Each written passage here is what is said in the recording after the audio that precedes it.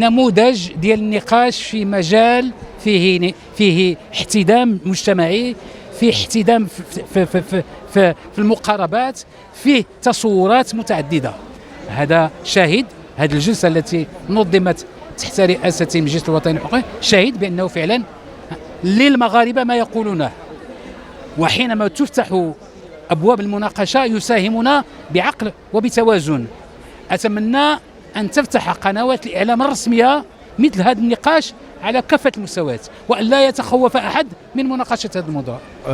Le sens de ma présence aujourd'hui à ce panel, c'était d'apporter un appui au plaidoyer qui est en train d'être mené aujourd'hui par le CNDH du Maroc en faveur de l'abolition de la peine de mort. Vous savez, au niveau de l'Union africaine, plus précisément de la Commission africaine des droits de l'homme, la question de l'abolition de la peine de mort est une question préoccupante pour nous. Elle est prise en charge dans le cadre même d'un mécanisme spécial que j'ai l'honneur de diriger, qui est le groupe de travail sur la peine de mort. Alors, notre doctrine aujourd'hui, c'est de faire en sorte que la peine de mort soit abolie dans tous les pays. Ça, c'est l'objectif. Mais nous savons qu'il y a des situations particulières à prendre en charge. C'est pourquoi nous favorisons également, nous appuyons également les pays qui sont sur des moratoires solides, c'est-à-dire qui n'exécutent pas. Comme le Maroc, malgré que la peine de mort soit encore inscrite dans leur ordonnancement juridique.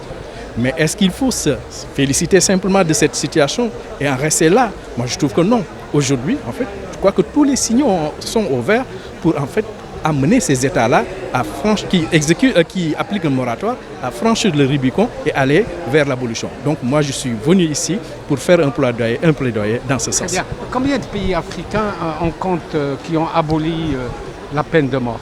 Aujourd'hui, il est clair que l'Afrique est dans une dynamique abolitionniste.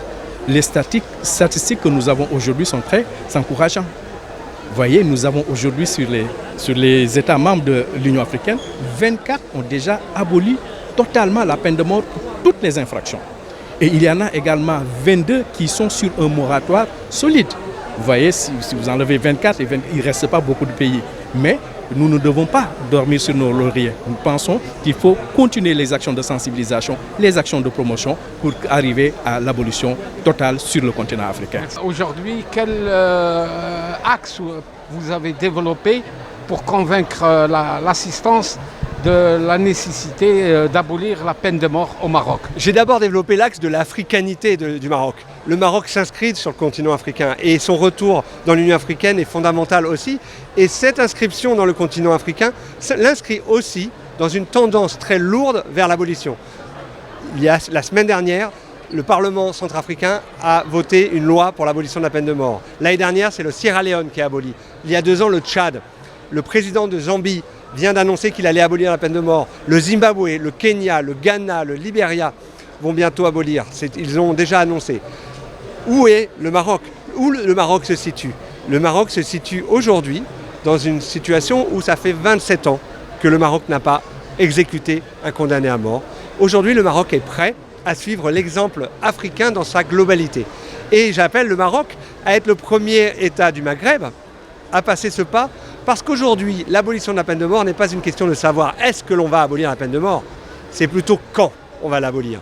Et c'est une évidence. Comme on a aboli l'esclavage, comme on a aboli la torture, on abolira la peine de mort. Et au Maroc, maintenant, de l'abolir de manière permanente.